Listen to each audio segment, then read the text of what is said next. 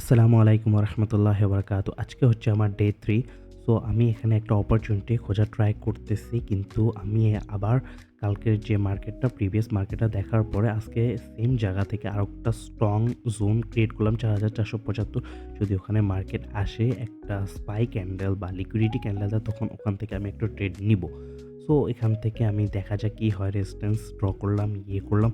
So এখান থেকে আমি একটা অপরচুনিটি পাইছি। সো আমি একটা ট্রেড প্রেস করছি, দেখি ট্রেড কি হয়। তো আপনারা দেখতেই পাচ্ছেন এখানে।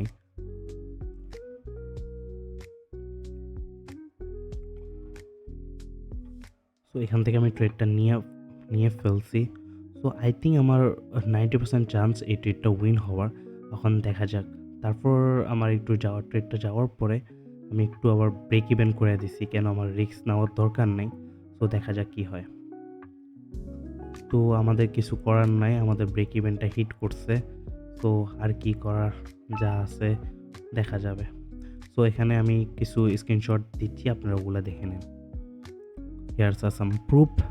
আসলে ট্রেডারদের সবচেয়ে পেইনফুল যে দিনটা যায় তখন যখন তার এসএলটা হিট হওয়ার পরে বা ব্রেক ইভেনটা হিট পড়ার পরে তার টিপিটা হিট হয়।